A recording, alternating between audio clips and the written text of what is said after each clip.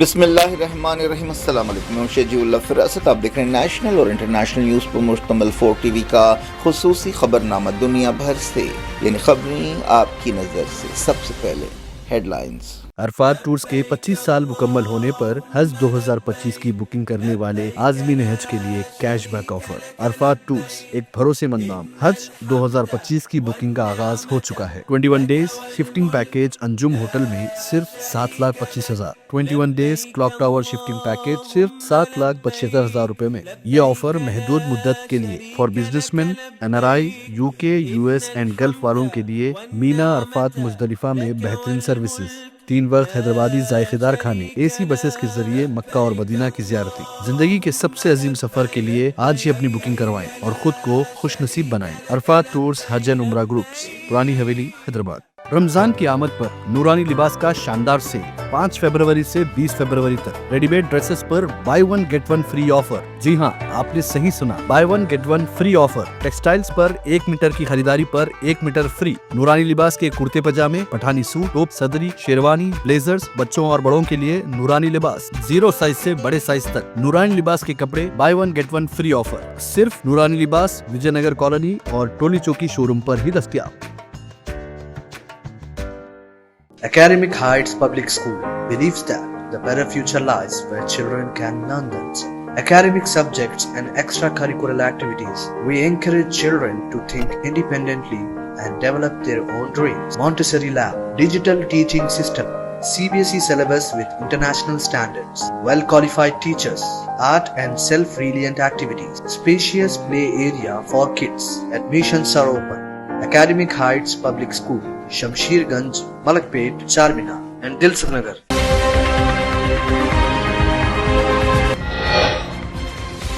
Hamas کے خلاف جنگ پھر سے شروع کریں گے، نتن یاہو نے دی دھمکی، قیدیوں کی رہائی روکنے پر تنازع۔ حماس نے کہا Netanyahu ceasefire deal کو سبوتاژ کرنا چاہتے ہیں، قیدیوں کی رہائی تک کوئی بات چیت نہیں کریں گے۔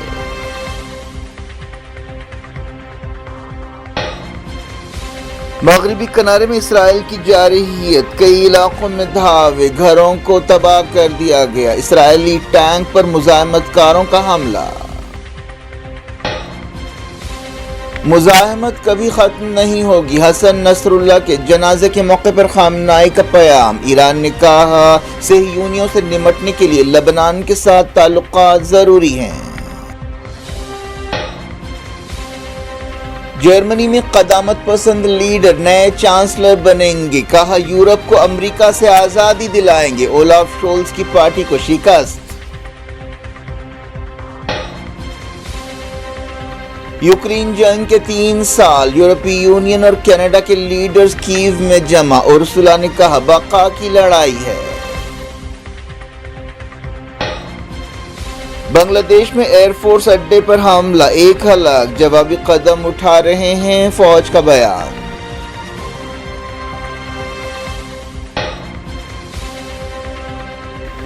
جنگل راج پر یقین رکھنے والے ہماری آستھا اور سنسکرتی سے نفرت کرتے ہیں، بہار میں مودی کا خطاب، لالو یادو پر تنقید۔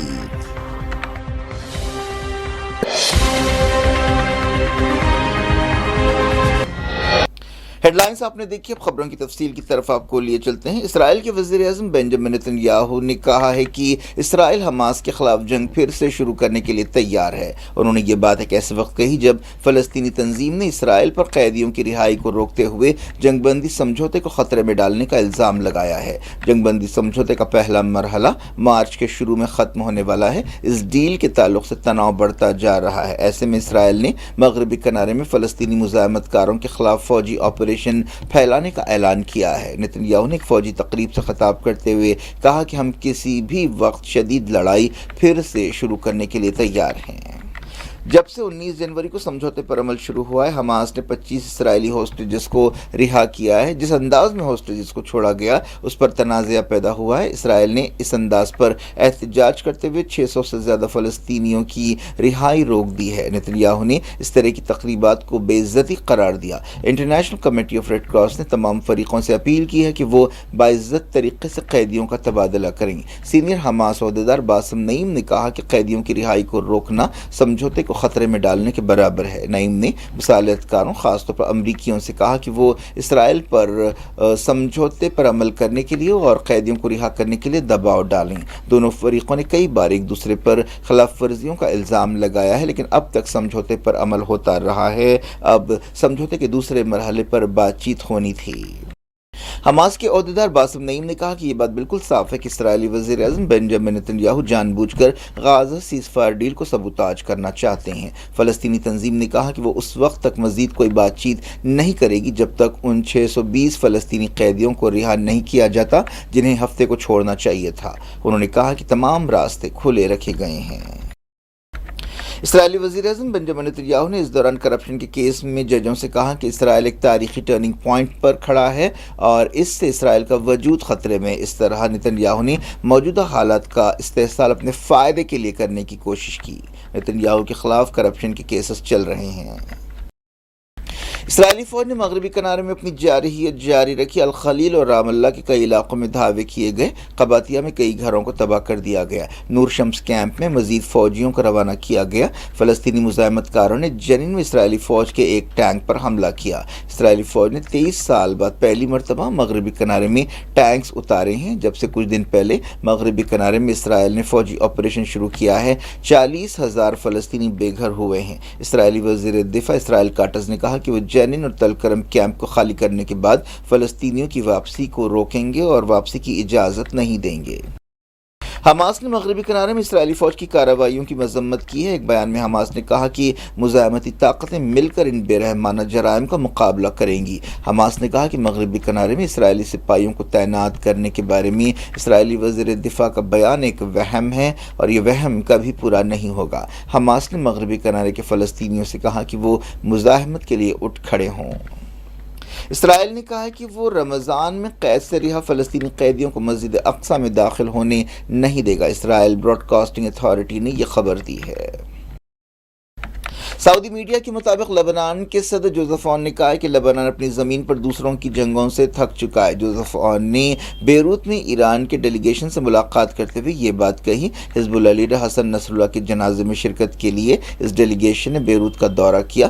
حسن نصر اللہ اور ایک اور حزب اللہ لیڈر ہاشم صفی الدین کے جنازے میں لاکھوں لوگوں نے شرکت کی۔ اس موقع پر خطاب کرتے ہوئے حزب اللہ لیڈر شیخ نعیم قاسم نے کہا کہ حسن نصر اللہ اور دوسروں نے فلسطینی قوم اور قدس کی آزادی کے لیے اپنا خون بہایا ہے۔ ایرانی پارلیمنٹ کے اسپیکر محمد باقر قلیباف اور وزیر خارجہ عباس عراقچی نے جنازے کی نماز میں حصہ لیا۔ جنازے سے پہلے ایرانی ڈیلیگیشن نے صدر مشیل عون سے ملاقات کی۔ سعودی میڈیا میں کہا گیا کہ مشیل عون نے میٹنگ کے موقع پر کہا کہ ملکوں کو دوسرے ملکوں کے معاملات میں دخل نہیں دینا چاہیے۔ اس موقع پر ایرانی ڈیلیگیشن کے لیڈر باقر قلیباف نے کہا کہ ایران اور لبنان کے درمیان تعلقات مجرم صہیونیوں سے نمٹنے کے لیے ضروری ہیں۔ انہوں نے لبنان کے وزیر اعظم نواف سلام سے بھی بیروت میں ملاقات کی اور کہا کہ ایران لبنان میں امن و استحکام اور سیکیورٹی چاہتا ہے۔ ایران کے سپریم لیڈر سید علی خامنائی نے کہا ہے کہ مزاحمت کبھی ختم نہیں ہوگی۔ انہوں نے حزب اللہ لیڈر حسن نصر اللہ اور دوسروں کے جنازے کے موقع پر سوگواروں کے لیے جاری ایک پیام میں یہ بات کہی۔ جنازے کے موقع پر ان کا پیغام پڑھ کر سنایا گیا۔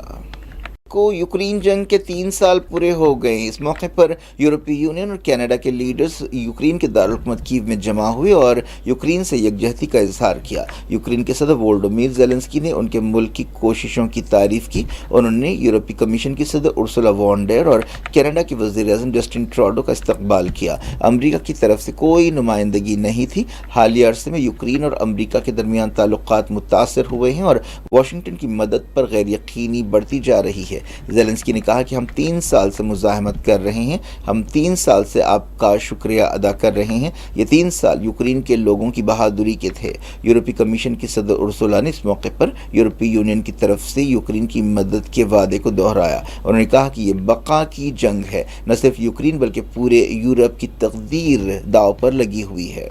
حالیہ عرصے میں امریکہ کی پالیسیوں سے یوکرین کو مایوسی ہوئی ہے۔ ایسے اشارے مل رہے ہیں کہ امریکہ یوکرین جنگ ختم کرنے کے لیے رشیا کے ساتھ ایک ڈیل کرے گا۔ اس سلسلے میں حال ہی میں سعودی عرب میں امریکہ اور رشیا کے فارن منسٹرز کی ملاقات ہوئی اور ایسا سمجھا جا رہا ہے کہ جلد ہی امریکی صدر ڈونلڈ ٹرمپ اور رشین پریزیڈنٹ ولادیمیر پوٹین کی ملاقات ہوگی۔ یوکرین کے ایک عہدیدار کے حوالے سے کہا گیا ہے کہ یوکرین اور امریکہ منرلز کے تعلق سے ایک سمجھوتے کے قریب ہیں۔ نائب وزیر اعظم اولا اسٹیفانی شائنی نے کہا کہ بات چیت بہت تعمیری رہی۔ امریکہ چاہتا ہے کہ اسے یوکرین کی منرلز تک رسائی حاصل ہو، لیکن اس کے بدلے یوکرین سیکیورٹی کی ضمانت چاہتا ہے۔ سوئٹزرلینڈ نے کہا کہ وہ یوکرین میں اپنے سپاہیوں کو بھیجنے پر غور کر رہا ہے۔ سوئس فوج کے چیف تھامس سسلی نے کہا کہ اگر سرکاری طور پر درخواست منظور کی گئی تو ہم یوکرین میں امن مشن کے لیے اپنے سپاہی بھیجنے کے لیے تیار ہیں۔ اب ایک اہم خبر، جرمنی میں فریڈرچ مرز نئے لیڈر یا چانسلر بننے جا رہے ہیں، جنہوں نے الیکشنز میں کامیابی حاصل کی ہے، اور انہوں نے دھماکے دار بیان دیتے ہوئے کہا ہے کہ امریکی حکومت بڑی حد تک یورپ سے بے پرواہ ہو گئی ہے۔ ان کے قدامت پسند اتحاد نے 28.6% ووٹ حاصل کیے۔ انہوں نے کہا کہ وہ یورپ کو مضبوط بنانا چاہتے ہیں تاکہ وہ امریکہ سے حقیقی آزادی حاصل کر سکیں۔ یہ ایک اہم بیان ہے۔ امریکہ کے قریبی اتحادی کا یہ لہجہ امریکہ اور یورپ کے درمیان تعلقات میں ایک انقلابی تبدیلی ہے۔ 69 سالہ مرز اب اتحادی حکومت بنائیں گے یا مخلوط حکومت بنائیں گے، اس سلسلے میں بات چیت شروع ہو چکی ہے۔ کٹر جماعت AFD نے 20.8% ووٹ حاصل کیے، لیکن مرز نے اس کے ساتھ کام کرنے کے امکان کو رد کر دیا۔ چانسلر اولاف شولز کی سوشل ڈیموکریٹک پارٹی کو شکست ہوئی ہے اور اسے 16.4% ووٹ حاصل ہوئے ہیں۔ مرز ایک پرانے خیالات رکھنے والی پارٹی کی نمائندگی کرتے ہیں۔ اس سے پہلے انہوں نے کبھی کسی حکومت میں کوئی کردار ادا نہیں کیا، لیکن اب وہ یورپ کی سب سے بڑی معیشت کی قیادت کرنے جا رہے ہیں۔ ان کی کرسچین ڈیموکریٹک یونین اور اتحادی پارٹی نے دوسروں کو پیچھے چھوڑ دیا۔ 69 سالہ مرز نے اپنے حامیوں سے خطاب کرتے ہوئے جرمنی کے الیکشنز کی مہم میں امریکہ کی دخل اندازی پر تنقید کی۔ انہوں نے کہا کہ یورپ کو جس قدر ممکن ہو سکا مضبوط کرنا میری ترجیح ہے اور میں یہ کام قدم بقدم کروں گا اور آخرکار ہم امریکہ سے آزادی حاصل کریں گے۔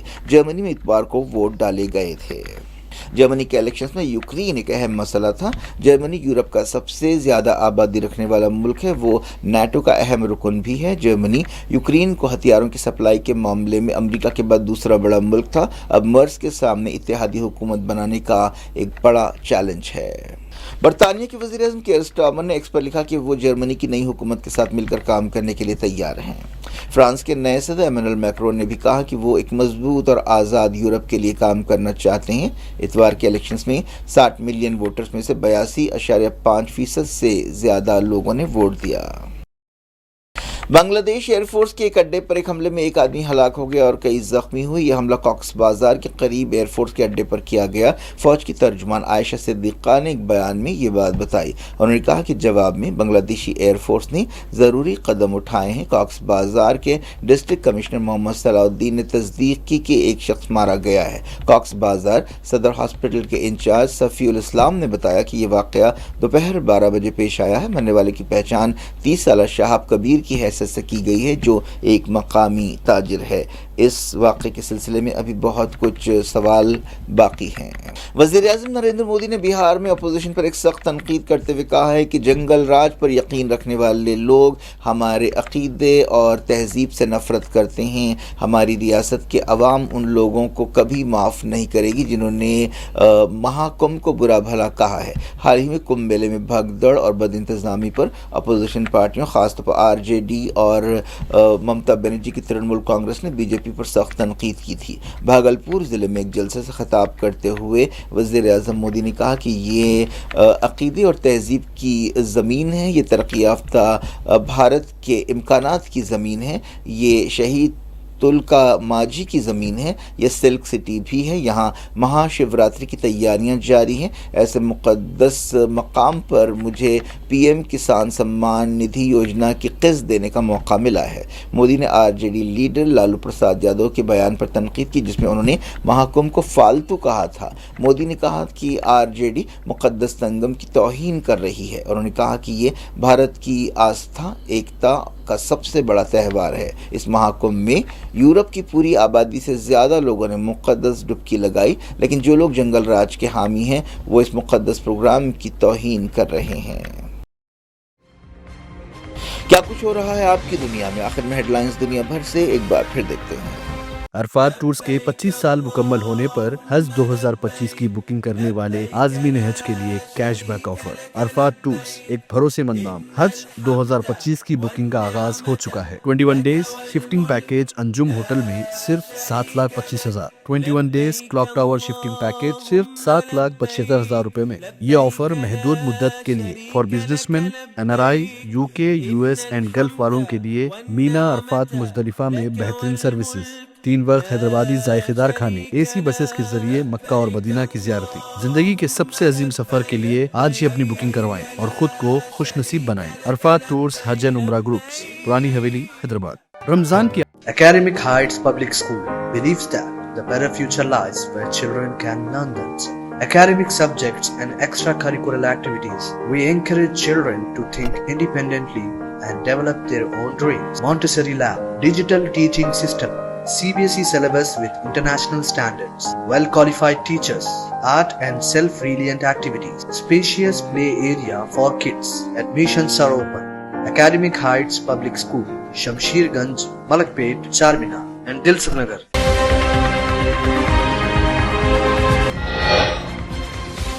حماس کے خلاف جنگ پھر سے شروع کریں گے، نتن یاہو نے دی دھمکی، قیدیوں کی رہائی روکنے پر تنازع۔ حماس نے کہا Netanyahu ceasefire deal کو سبوتاژ کرنا چاہتے ہیں، قیدیوں کی رہائی تک کوئی بات چیت نہیں کریں گے۔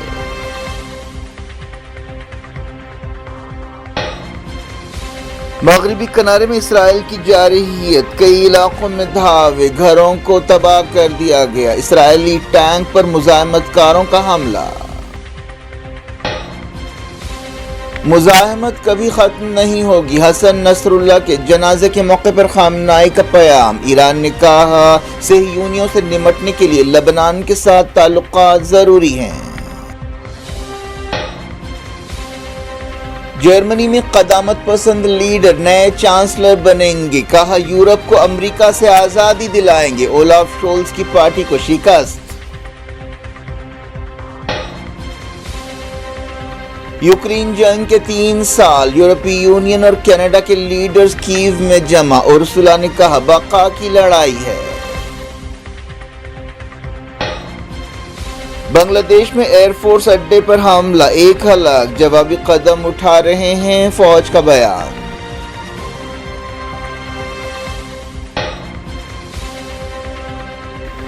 جنگل راج پر یقین رکھنے والے ہماری آستھا اور سنسکرتی سے نفرت کرتے ہیں، بہار میں مودی کا خطاب، لالو یادو پر تنقید۔